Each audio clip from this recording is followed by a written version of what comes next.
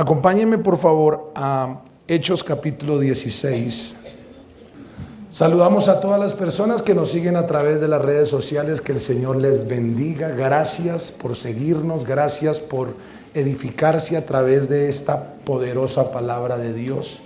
Creemos que la gracia y el favor de Dios está sobre sus vidas y que hoy la fe generacional se desatará sobre tu casa y sobre tu apellido en el nombre de Jesús.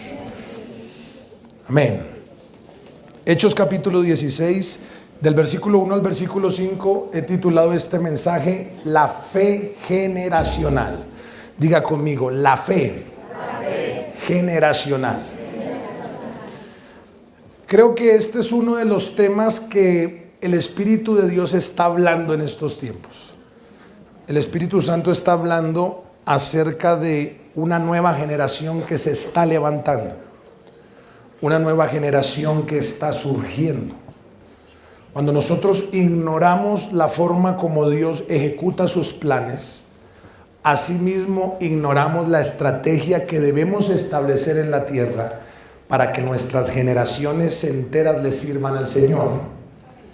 No hemos sido estratégicos con nuestros propios hijos no hemos sido estratégicos con nuestros padres para lograr conectar el propósito que Dios ya predestinó para tu generación y que va a abordar todas las generaciones desde tu padre hasta después de ti, de ahí en adelante. Los planes de Dios son muy grandes. Por eso Dios los ejecuta de generación en generación. Dios se manifiesta en la Biblia como el Dios de Abraham, el Dios de Isaac y el Dios de ¿qué? Por eso el plan de Satanás siempre ha sido dividir las familias. El plan de Satanás ha sido dividir padres e hijos, hijos y padres.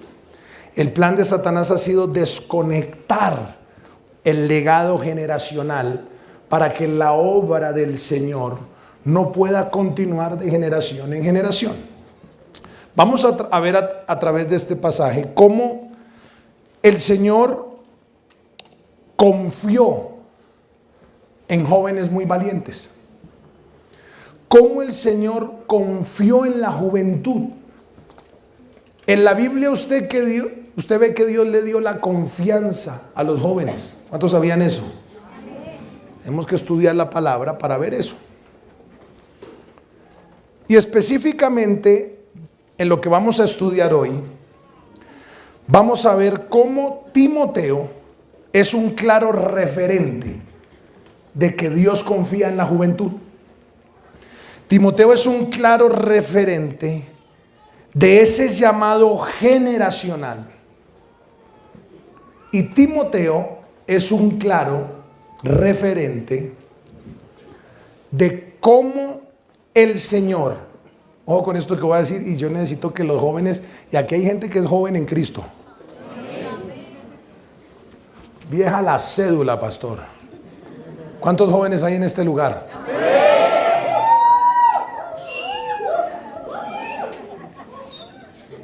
Voy a volver a repetir porque me sentí en un momento como en un orfanato. ¿Cuántos jóvenes hay en este lugar? Amén. Cómo el Señor en la Biblia tomó jóvenes y les soltó territorios, les soltó iglesias muy complejas, pero se las confió, creyendo que a través de los jóvenes se iba a levantar una nueva generación. ¿Cuántos creen eso? Estamos en tiempos proféticos de los que habla la Biblia. Estamos en los últimos tiempos. Y en los últimos tiempos, ¿qué profetizó Joel que confirmó el apóstol Pedro para lo que iba a suceder en estos tiempos? Cuénteme qué fue lo que profetizó Joel. ¿Qué dijo? Que en los postreros días, ¿qué? Derramaría que el Espíritu Santo sobre toda carne. Usted tiene que creer y anhelar eso. Diga conmigo, sobre mi vida se va a derramar el Espíritu Santo. y habla específicamente de visiones, de sueños, de poder en los ancianos, en los padres, en los jóvenes y aún en los niños. Es una promesa, pero también es una señal de estos últimos tiempos. Amén. Así que Timoteo nos va a dar una enseñanza muy profunda de cómo el Señor trabaja a través de una fe generacional. Capítulo 16 del libro de Hechos, versículo 1. Si lo tiene, dígame amén. Diga al que está al lado, hay que usar la palabra. Capítulo 16, versículo 1. Después llegó a Derbe. Pablo está en el segundo viaje misionero. Y en este viaje misionero va con Silas, pero va con una asignación específica. Como apóstol dice, yo necesito levantar un ejército de hombres y mujeres que estén listos a tomarse territorios. Que estén listos a desafíos que jamás imaginaron. Así que la asignación del apóstol no era ir y dar una palabra bonita, sino que la asignación del apóstol era reclutar gente para la comisión apostólica. Estamos en tiempos donde estamos reclutando la gente para la comisión apostólica, para que se tomen el Tolima, para que se tomen Antioquia, para que se tomen el Valle, para que se tomen Cundir. Aquí como que no hay de esos, aquí no hay nada de eso. Yo creo que eso es en la otra, eso es la iglesia de allí al frente. Creo que me equivoqué. El Señor está reclutando gente que se tome la rama legislativa, la ejecutiva. Está reclutando gente que se tome la educación, que se tome la economía, que se tome el deporte, que tome el sector público, que impacte las empresas, que gane gente de elevada estatura, que gane gente de influencia. Pablo estaba en un tiempo de reclutamiento y llegó con Silas y llegó a Listra. Y aquí había allí cierto discípulo llamado ¿cómo? Timoteo. Timoteo. Oye, la palabra Timoteo, diga conmigo Timoteo. Significa uno que honra a Dios. Imagínense eso. Qué tan importante es ver qué nombre le pone uno a los hijos. La mamá dijo, este niño no es para mi satisfacción. Este niño es para que le dé la gloria a Dios. Por lo tanto, este niño honrará a Dios y su nombre será Timoteo. Había un discípulo llamado Timoteo, hijo de una mujer judía creyente, Eunice. ¿Cómo se llamaba la mamá de Timoteo? Pero de padre griego. Entonces la mamá de Timoteo era judía creyente, pero el papá de Timoteo era ¿qué? Griego. Y daban buen testimonio de él los hermanos que estaban en Listra y en Iconio. Versículo 3, quiso Pablo que éste fuese con él. Ojo con el versículo 3 que ayer me dejó llorando 3 horas. Quiso Pablo que éste fuese con él y tomándole le circuncidó por causa de los judíos que había en aquellos lugares, porque todos sabían que su padre era griego. Versículo 4, y al pasar por las ciudades les entregaban las ordenanzas que habían acordado los apóstoles y los ancianos que estaban en Jerusalén para que las guardasen. Así que las iglesias eran confirmadas en la fe y aumentaban en número cada día. Dice la palabra que Pablo llega con Silas. Bueno, la palabra no lo dice, pero el estudio sí dice que Pablo estaba con Silas. Y llega a Listra. Y cuando llega a Listra, mira a un discípulo del cual la gente de la iglesia daba testimonio. Algunos estudiosos dicen que aquí Timoteo tenía 16 años. Imagínense esto. 16 años tenía Timoteo. Y a los 16 años, Pablo, por el testimonio del Espíritu, agarra a Timoteo, lo toma, lo entrena, lo circuncida, lo discipula y lo prepara para entregarle a la iglesia de Éfeso. Cuando yo estudiaba todo esto, yo dije, bueno, pero que el apóstol Pablo haya puesto la mirada en este muchachito, porque así hablan como de forma despreciada de un joven. Eso sí que lo he vivido. Le presento al pastor, ese muchachito. Y eso que la caída del pelo me favorece un poco. Dios es bueno.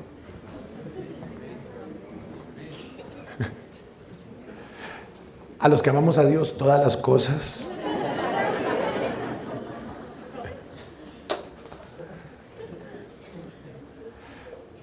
Entonces el apóstol toma a Timoteo y le dice, Timoteo, tú no eres Timoteo, tú eres un apóstol. Pero voy a empezar un proceso contigo. Y de acuerdo al proceso que empiece contigo, así va a ser el impacto de tu vida ministerial en un territorio al que nadie más ha podido entrar. Y Señor, pero ¿cómo Pablo sí estaba loco? ¿Cómo Timoteo, 16 años? Y empecé a estudiar. Y bueno, si Pablo vio algo en él, yo quiero saber qué vio. Y empecé a analizar. Primero dice que la mamá era ¿qué? Judía. Y su padre era griego. Así que Pablo no venía de una familia tradicionalmente que todos eran apóstoles, profetas, maestros, evangelistas. No. Timoteo venía de una familia normal, de costumbres, de cultura tradicional.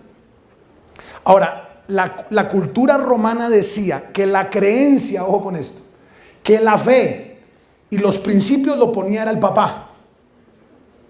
Entonces, aunque la Biblia no lo dice, empecé a hacerme ciertas preguntas. ¿Cómo hizo Eunice?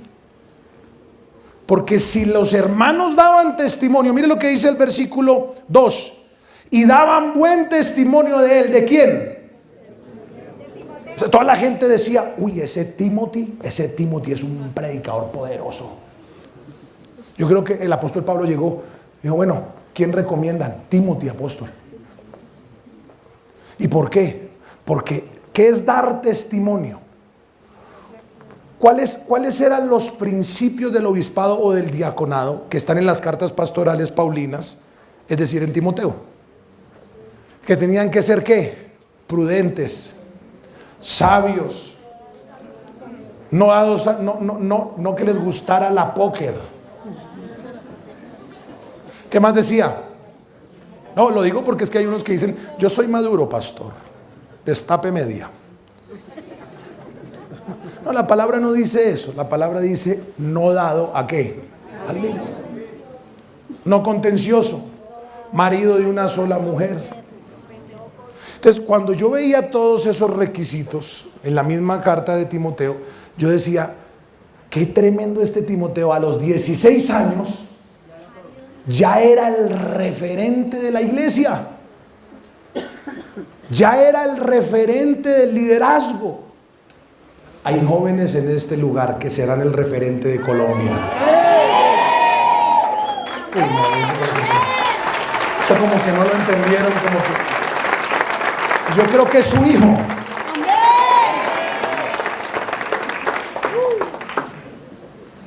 ¿Cómo hiciste, Eunice? Yo hablando ahí solo con la palabra. ¿Cómo hiciste, Eunice, para soltar una fe tan genuina en Timoteo si tu esposo era griego? ¿Cómo hiciste, Eunice, para formar el apóstol que iba a establecer el reino en Éfeso? Y empecé yo y yo dije, oye, qué tremendo ver el trabajo, el poder, la autoridad, la influencia de una mamá sobre un hijo. Yo me imagino que el padre griego de Timoteo se paraba en la puerta. ¿Para dónde va? Me imagino, para que después no me vayan a descabezar después de eso. No es doctrina, me imagino. Y yo creo que Eunice le decía, para la plaza. ¿Y para dónde se lo llevaba? Yo me imagino que a escondidas le enseñaba la palabra. Y ya le voy a dar el fundamento bíblico. Yo me imagino que en las mañanas lo primero que hacía era enseñarle la palabra. Yo me imagino, porque como era una creyente judía, que el Pentateuco o el Shamá se lo sabía ya a Timoteo con claridad, por encima del griego de la casa. Diga que está al lado, por encima del griego enseñaré la palabra a mi hijo.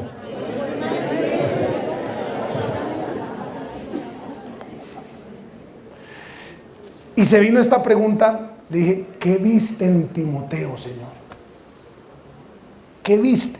Porque solo tenías el referente de la iglesia, la mamá judía, el padre griego. Más bien humanamente yo hubiera dicho, este no es que sea muy genuino, porque si el papá no lo tiene adiestrado. Segunda carta de Timoteo, capítulo 1, sin cerrar Hechos, versículo 3. Ojo la pregunta. ¿Qué vio Pablo? Los que estén dormidos digan amén. Santo Dios. Padre, despiértalos. Que haya una electricidad del Espíritu sobre ellos. Que haya un alfiler en la silla. O sea que el apóstol ora por mí diciendo, voy a orar para que no duerma tanto. Y de verdad que ya no duermo casi. Y a veces me despierto, digo, pero ¿por qué no descanso? Y ya me acuerdo que el apóstol está orando para que yo no duerma.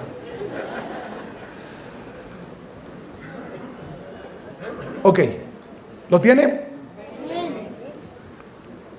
Pablo estaba proyectando al pastor de la iglesia de Éfeso. Pero le voy a hablar qué era Éfeso. Éfeso era un puerto de mucha importancia en la costa occidental de Asia Menor. Pero allí habían dos referentes de la ciudad. Había una universidad donde la gente se reunía a desarrollar conocimiento humano, filosofía, pensamiento griego, pensamiento romano. Pero a la vez había un templo. En realidad fueron 3 templos que se convirtieron en uno, que adoraban a la diosa Diana. O sea que era una ciudad pervertida, era una ciudad religiosa, era una ciudad idólatra. Era una ciudad de una mezcla doctrinal, un poco de creencias, un poco de locos, brujería, hechicería, cartomancia. Y yo decía, ¿eso era Éfeso? Sí. Y me imagino a Pablito allá así peinado en medio lado, así como yo sentado en la iglesia. A Timoteo me lo imagino allá sentado así. Y después Pablo diciéndole, ven conmigo, que te voy a soltar la iglesia más linda que haya en toda esta región.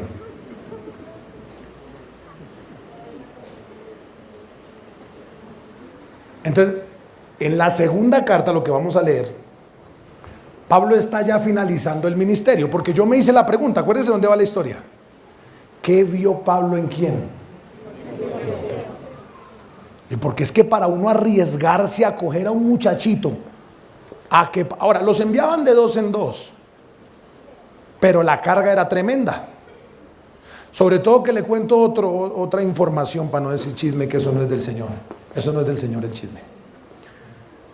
Resulta que cuando Pablo llega a Éfeso, suelta una revolución tan tremenda que empieza a reducir la asistencia del culto a Diana. O sea, la gente que iba al culto de Diana se le trasladó al templo de él. Y llevaban los libros y llevaban todas las tradiciones y los quemaban. Y resulta que la economía de la ciudad dependía de toda esa brujería que vendían. O sea que estaban contentos con Pablo. ¿Qué cree usted?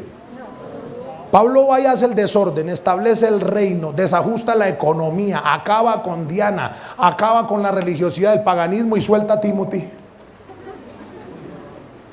Si hubiera sido en este tiempo, Timoteo hubiera que entrado a predicar con el vestido del SMAT de Robocop. ¿Sí lo ha visto? Entonces a mí me venía la pregunta, ¿qué viste? Y es que mire, yo estaba estudiando y yo decía, ¿qué viste en Timoteo, Señor?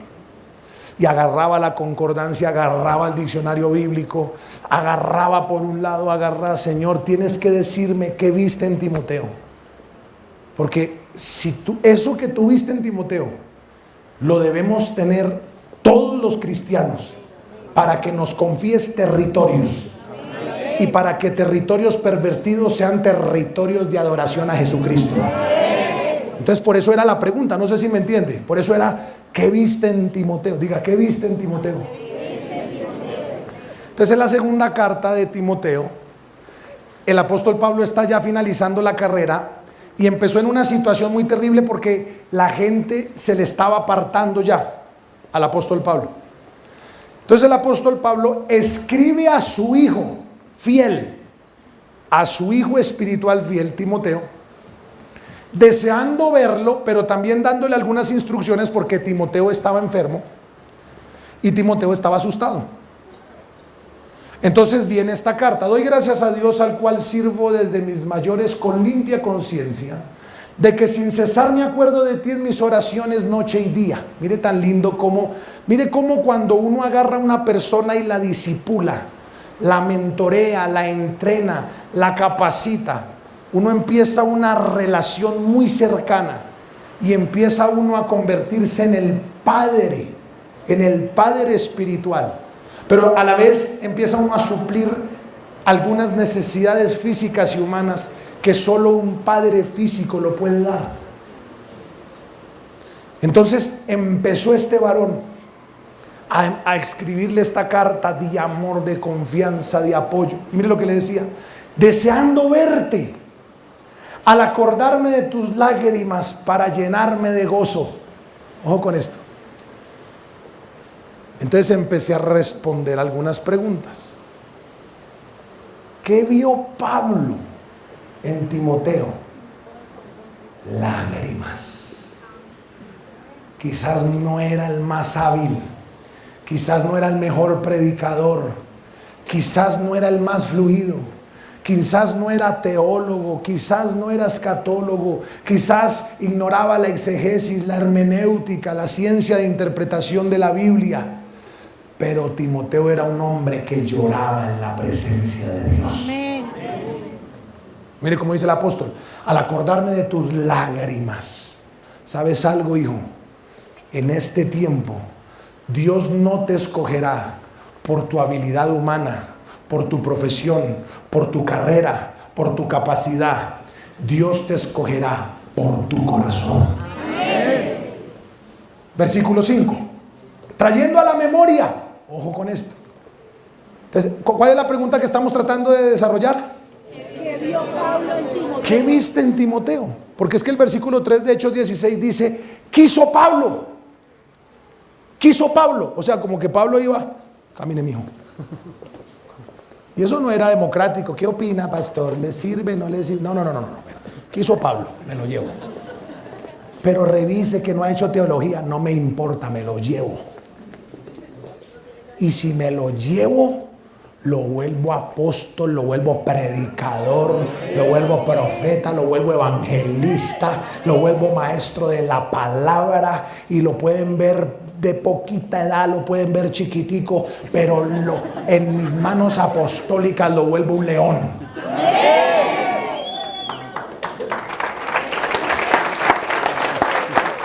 Es que la Biblia dice,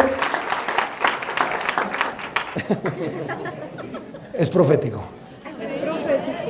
La Biblia dice, quiso Pablo.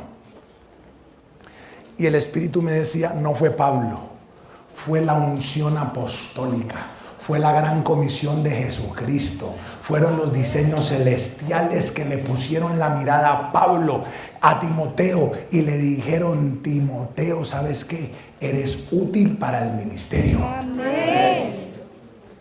Entonces la pregunta es, ¿qué vio Pablo en quién? Trayendo a la memoria la fe no fingida que hay en ti. Ya sabemos qué vio Pablo en Timoteo. La fe no fingida. Cuando Pablo vio a Timoteo, uy, ¿quién es este muchacho? Y la gente daba buen testimonio de él. Tráigamelo, que este es el pastor de Éfeso. Pero ¿qué viste si todavía a este le falta mucho, si no tiene experiencia, si no tiene nada, espere, tenga paciencia, no haga locuras? Espere un momentico. Este varón tiene una fe no fingida, tiene una fe radical, tiene una fe genuina. Cree en Jesucristo, cree en la palabra, cree en lo sobrenatural, cree en la gloria. Aunque es joven, no anda mirando a ver con qué niña se mete para distraerse del propósito. Aunque es joven, no anda divagando en su fe. Aunque es joven, no anda escuchando un día adoración y al otro día reggaetón. Aunque es joven, me da la gloria. Aunque es joven, predica la palabra. Aunque es joven, está determinado. Aunque es joven, tiene una fe no fingida. Este no es hipócrita, este es genuino, este es hijo, y por cuanto es hijo, él tiene derecho a la herencia del Padre, él tiene derecho a la gloria, él tiene derecho a las llaves, él tiene derecho al poder. Porque es que la herencia no se entregaba por edad, se entregaba por madurez espiritual. Pero solo un padre es quien confía en su hijo. De resto nadie va a confiar en ti. Por eso es tan importante la paternidad. Diga conmigo, paternidad. Pablo dijo, este es un apóstol, pero yo respondo por este. Ahí mismo lo agarró y lo circuncidó. Pero ¿dónde me puse a llorar? ¿Quieres saber? En 8 días le cuento. Entonces empezó la fe no fingida y empezó el corazón a hacerme así. Yo dije, la fe no fingida, la fe no fingida. Trayendo a la memoria la fe no fingida que hay en ti, la cual habitó primero en tu abuela Loida y en tu madre Eunice, y estoy seguro que en ti también.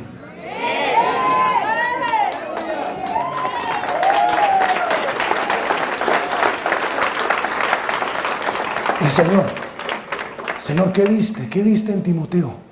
¿Por qué le dijiste a Pablo que cogiera? Y el Señor me dijo, ¿sabes qué? Cuando escribí la carta a través de Pablo, allí en 2 de Timoteo, Loida ya estaba muerta. Pero quiero decirte algo, Loida nunca murió, porque la fe de Loida vivió en Timoteo. Y cuando veían a Timoteo, veían a Loida. Si hay algo que va a traer un derramar profético y apostólico en las generaciones, son abuelas dedicadas a enseñarle la palabra a sus nietos. Son abuelas orando con sus nietos, enseñándole a sus nietos, porque el Señor engrandece la fe de Loida. Y empecé yo a buscar, y Loida, no sale nada de Loida, solo sale otra cosa más. Diga conmigo, hoy recibo la fe no fingida, hoy recibo la fe genuina. 2 Timoteo capítulo 3 versículo 15. Vamos a leer desde el 14. Miren las instrucciones. Miren las instrucciones. ¿Cuántos dan gloria a Dios por la fe generacional? Yo bendigo la vida de mi abuelita, porque ella murió, pero su hijo es un apóstol y su nieto es un pastor.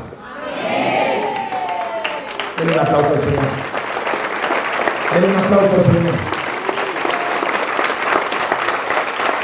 Diga conmigo, yo bendigo la fe generacional. Claro, y como mi suegra estaba cumpliendo años ayer, eso me confirmó el mensaje. De repente llegó una foto de su mamá, o sea, de mi abuela suegra. Y de pronto yo empecé a ver y yo dije, esa mujer también fue pionera de la fe. Fue discípula del apóstol. Ella murió, pero no murió porque la fe que habitó en ella, habita en todos sus hijos, habita en todos sus nietos. Y ahí es donde surge una fe no fingida, una fe generacional, una fe de avance, una fe que trasciende. Diga conmigo: a partir de hoy, mi fe trascenderá en mis hijos, los hijos de mis hijos, a través de toda mi generación. En 20 años, en 30 años, en 40 años, tus nietos celebrarán lo que hoy hiciste para la gloria de Dios. Será histórica tu casa de bendición, será histórica tu predicación, será histórica tu fidelidad, será histórico el precio que has pagado, por cuanto tus nietos te recordarán, tus nietos predicarán, tus nietos establecerán el reino, tus nietos serán apóstoles, serán maestros, serán evangelistas, serán empresarios del reino, por cuanto en ellos hay una fe generacional. Hay una fe radical, hay una fe no fingida que trascenderá. ¿Cuántos dan gloria a Dios por eso? Denle un aplauso fuerte al Señor.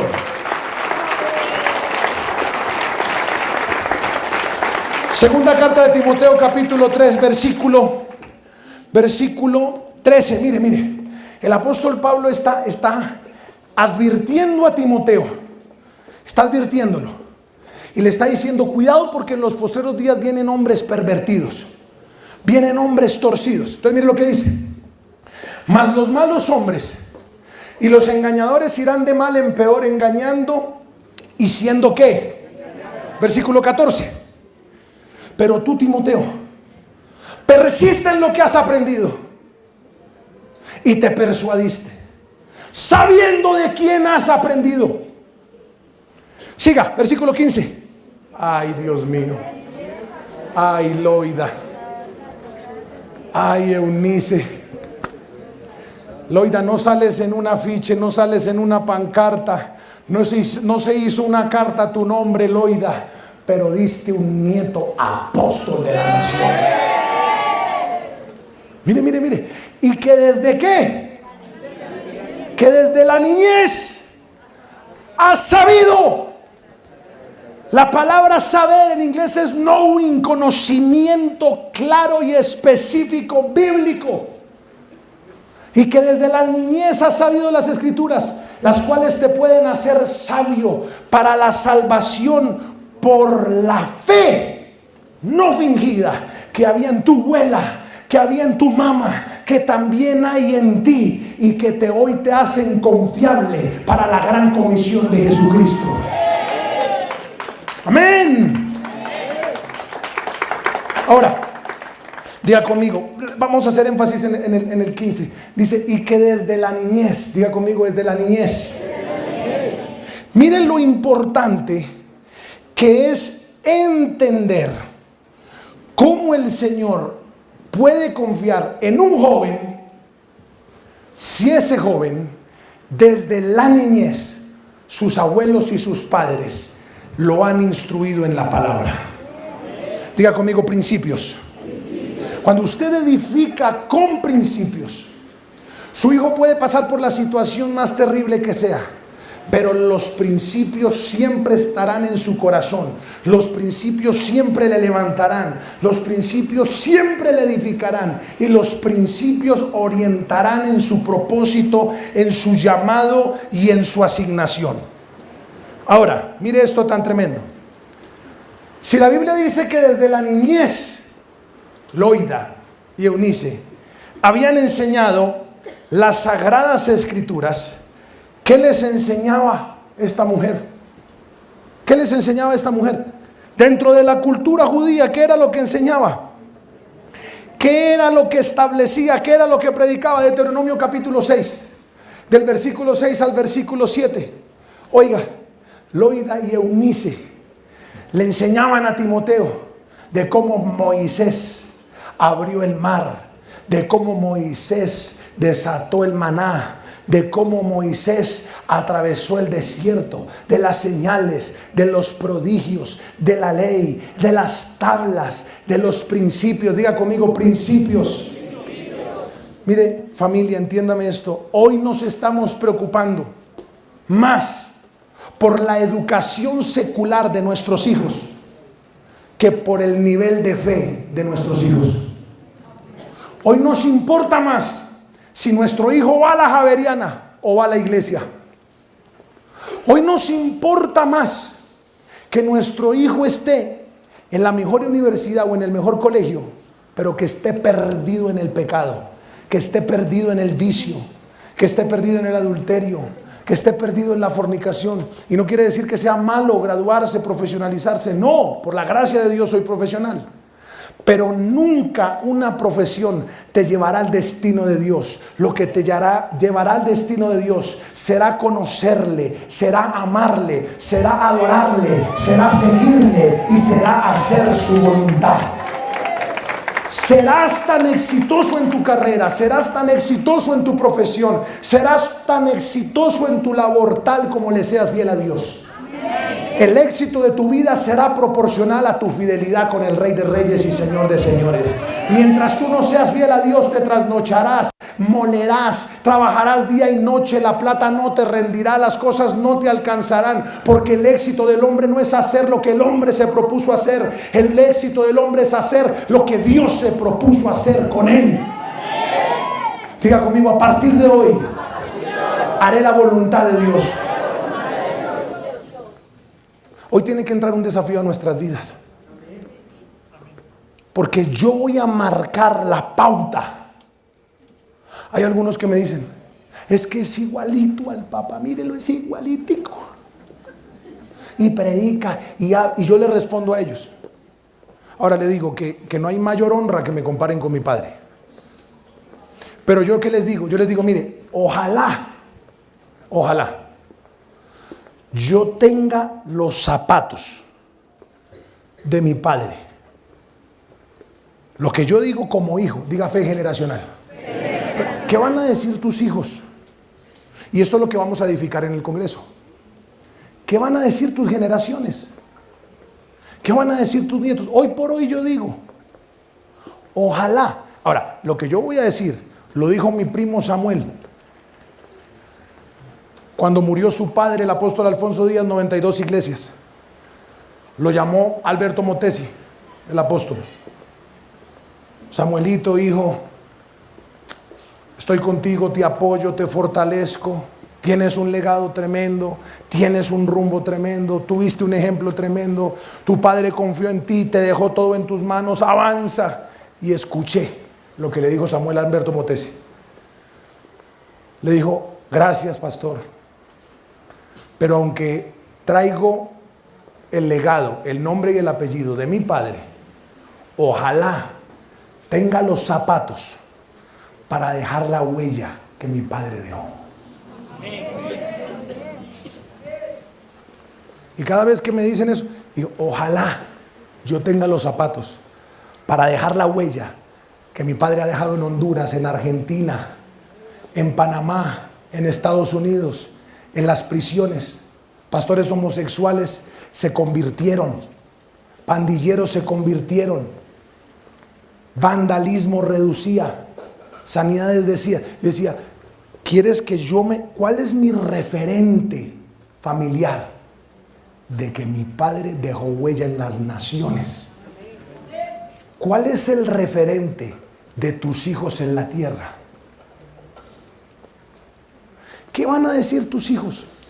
Tú puedes decir, los apóstoles tomarán a mis hijos.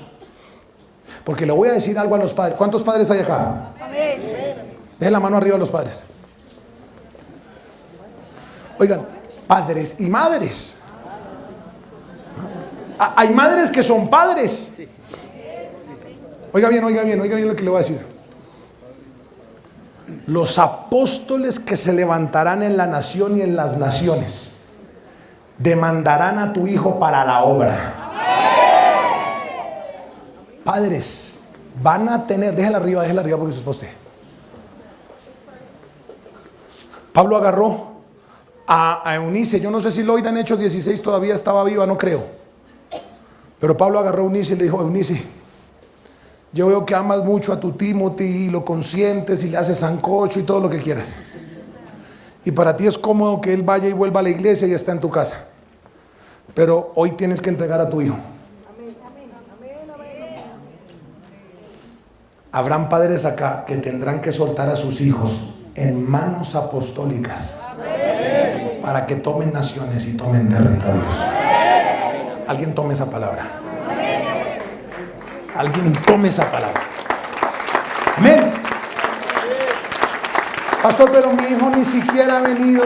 Mi hijo ni siquiera. ¿Usted cree que hace 20 años yo creía que iba a existir mi vida cuando era un niño para predicar el evangelio? No. Pero como había una fe no fingida, generacional, la fe no fingida, generacional, marca las generaciones. Como cuando el ganado se marca con fuego. Para que el propósito y el llamamiento los persiga. Así los tenga que sacar del Bronx, así los tenga que sacar de la discoteca, así los tenga que sacar de donde sea. El llamamiento los tiene marcados. Y el llamamiento los demandará para este tiempo. Y el llamamiento será su realidad. Diga conmigo: fe generacional. ¿Qué le enseñaba? ¿Qué le enseñaba? Porque el apóstol dice: desde la niñez, Timoteo, tú sabes la palabra. Diga conmigo: a partir de hoy, mis hijos sabrán la palabra desde la niñez. Necesito que los padres se pongan. Espere, todavía no. Yo quiero que nos comprometamos con esto de verdad. Porque una familia genera cultura. Y la cultura genera transformación. Lo que hoy vivimos son escenarios culturales con principios equivocados de homosexualismo, perversión, hogares disfuncionales, brujería, hechicería. Pero si queremos vivir sociedades de reino, ¿cuántos quieren vivir sociedades de reino? Tenemos que generar cultura de reino. Y para generar cultura de reino, las familias tienen que ser transformadas por el evangelio. ¿Cómo Loida, Eunice pudieron enseñarle a Timoteo desde la niñez? Diga conmigo: desde la niñez. ¿Qué les enseñaba? ¿Cuál era la tradición judía? Deuteronomio capítulo 6, versículo 6, mire lo que dice: y estas palabras que yo te mando hoy estarán sobre tu corazón, versículo 7, y las repetirás ¿a quién? Y hablarás de ella estando ¿en dónde? Solo en la iglesia, pastor, solo en la iglesia. Sí. Por favor, iglesia. Gracias porque su hijo aprende economía, contabilidad, derecho, constitución. Gracias porque su hijo aprende cálculo. Gracias porque su hijo aprende física. Gracias porque su hijo aprende diseño. Pero trascenderás por las generaciones si tu hijo aprende la Biblia. Amén. Y la repetirás a tus hijos y hablarás de ella estando en tu casa y andando por el camino y al acostarte y cuando te levantes. Versículo 8. A ver, dígame, ¿cada cuánto tiene que enseñarle la palabra a su hijo? En la mañana, en la tarde y en la noche. Diga conmigo: en la mañana, en la tarde y en la noche. Tú quieres que tu hijo lo tome un apóstol y lo lleve a tomarse una nación. Alce la mano los que dicen amén. Tienes que enseñarle la palabra en la mañana, en la tarde y en la noche. Se acabaron los amenes. Por eso le aconsejo que averigüe qué enseñan en el colegio de su hijo. Por eso analice antes de meter a su hijo a la nacional. Que por barato, que la mejor universidad pública. Escúcheme.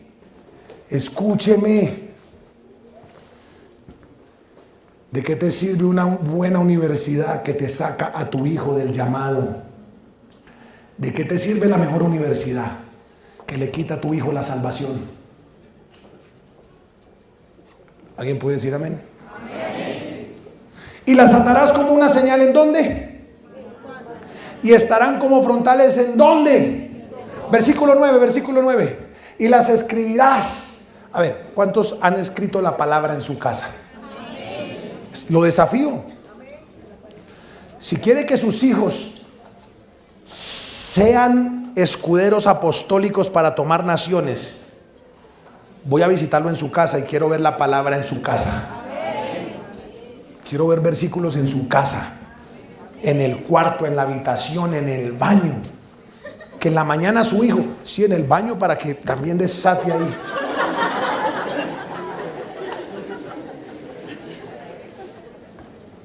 ¿Por qué no en el baño? Si se trata de repetirlas día y noche, ¿por qué no? Mire, usted prefiere honrar en su baño un radio, perfumes, cremas, y no honra la palabra. Póngase a pensar esto. Usted piensa cuando compra una casa, porque hay gente aquí que Dios les va a dar una casa nueva.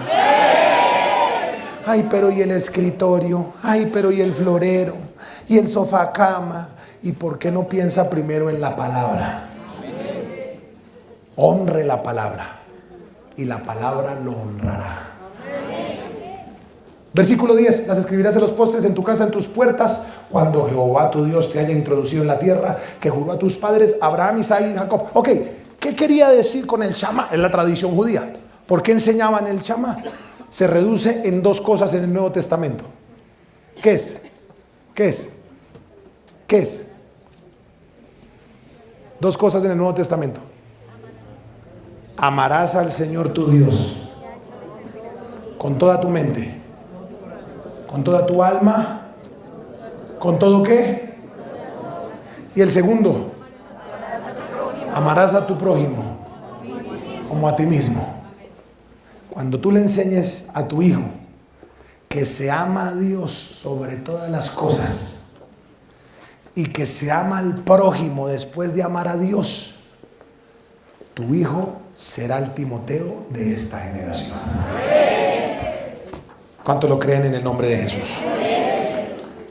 Si se lo va a dar, déselo fuerte al Señor.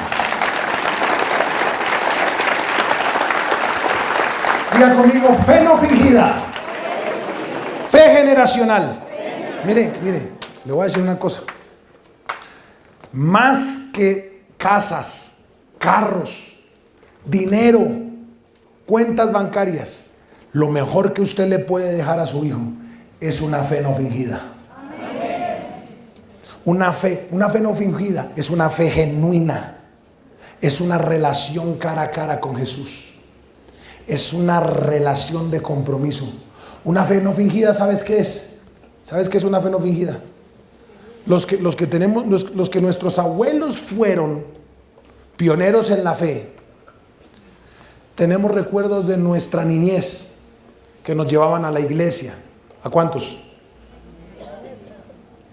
Si usted no lo hicieron, ahora usted lo va a hacer con sus hijos. Tenemos el recuerdo de que nos arrullaban con todos los himnos, con todos los coros. ¿Sí o no?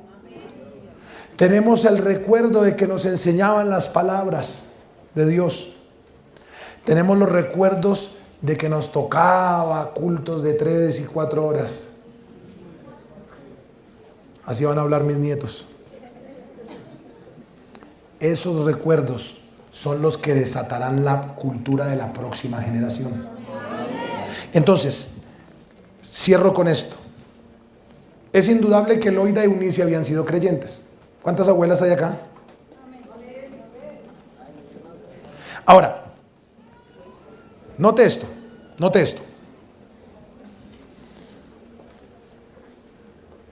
Hay mamás que no tienen tiempo en casa, porque hay mamás que tienen que trabajar. Hay mamás que son papá y mamá. Normalmente un niño, cuando la mamá no está, ¿quién lo cuida? Lo que yo veía por la revelación de la palabra era que esto modela para esta generación la responsabilidad que tiene una abuela. Escuche esto. Hay un dicho muy cultural que dice que el papá educa y la abuela ¿qué? ¿Se han escuchado eso o no? Uno va a disciplinar al niño y la abuela, no. ¿Acaso fue que yo lo mechoneé a usted así? ¿Acaso fue que yo le hice esto a usted? Abuelas, digan, aquí estoy a educar a mis nietos con la palabra de Dios. Abuelas, escuchen. ¿Cuántos versículos les has enseñado a tus nietos? ¿Qué tanto oras con tus nietos? ¿Qué tanto oras con aquellos que ensancharán la visión de Dios en la tierra? Tú eres responsable, abuela, y tú eres responsable, mamá, de una fe no fingida, de una fe generacional. ¿Cuántos creen en la fe generacional? ¿Qué vamos a entender hoy, por favor? Proverbios 22:6. Cierro con este versículo. Esto es precioso. Yo conozco un montón de familias que están sembradas en la iglesia porque la abuela lo sembró. Montón de familias que conocen el evangelio porque la abuela les inculcó ese principio. Montón de familias que son fieles al Señor porque esa generación estableció la fe de la casa. Diga conmigo, yo voy a establecer la fe de mi casa, de mi familia y de mis hijos. Instruye al niño en su camino y aun cuando fuere viejo, ahí está. Ahora, la traducción original de ese pasaje, ¿sabe qué dice? No dice camino, dice instruye al niño en su carrera ministerial. Imagínate esto. A ver, se lo voy a traducir mejor. Instruye al niño en una de las 5 oficinas ministeriales. La palabra de Dios dice, como saeta en mano de los valientes, así son los hijos ¿qué? Habidos en la juventud. Ok. ¿Qué hace un valiente? Valiente. Con una saeta. ¿Qué hace? La lanza. Ojo con esto. Si la Biblia dice que como saetas en mano de los valientes, así son los hijos, quiere decir que su hijo es una saeta y usted es un valiente. Lo que quiere decir que quien debe lanzar a su propósito y a su llamado a un hijo es el papá.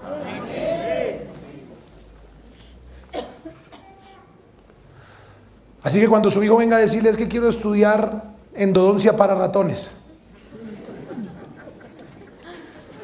pero ¿cómo así que endodoncia para ratones, hijo? ¿De dónde sacaste eso? Sí, que quiero estudiar endodoncia para ratones. Espérate un segundito. Yo soy tu papá. Dios me mostró que tú serías maestro, que tú serías evangelista, que tú serías profeta, que tú serías apóstol. Alguno de los 5 ministerios está tu hijo. Tú tienes que direccionar a tu hijo a tu propósito. Por eso en la Biblia no les entregaban propiedades, en la Biblia les entregaban la bendición. Y los bendecían ¿para qué? Para el propósito y para el llamado. Cualquier decisión que yo tomo en mi vida, yo se la consulto a mi padre porque yo le digo, tú eres responsable de mi futuro. ¿Cuántos están entendiendo? Amén. Nadie más tiene que saber para dónde voy yo, sino Dios y tú. Porque la fe es generacional, el llamado es generacional. Y hasta donde tú llegues, yo tomaré la posta y yo seguiré y continuaré y se la entregaré a mis hijos y los hijos de mis hijos, para que en unos años los apóstoles vean a mis hijos por la fe no fingida, la fe generacional. Cuando nació mi primer hijo, el Señor me dio una palabra específica. El Señor me mostró qué iba a ser mi hijo, para dónde iba, cómo iba a funcionar su ministerio. El segundo hijo llegó después de dos pérdidas. El Señor nos dio la palabra junto con mi esposa. Será un profeta. Mis hijos vienen en respuesta a una palabra, no a un anhelo personal. Mis hijos saben que tienen que estudiar la palabra, que tienen que ser diferentes, que tienen que dar ejemplo.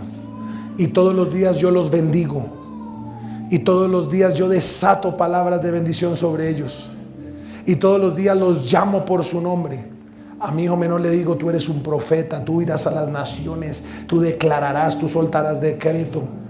A mi hijo mayor le digo, tú serás un apóstol, tú serás un pastor, tú avanzarás, tú conquistarás.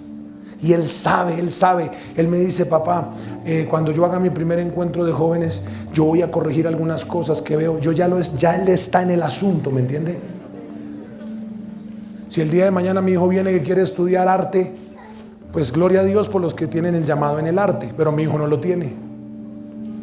Entonces, si mi hijo no tiene el llamado en el arte, déjate de bobadas, hijo.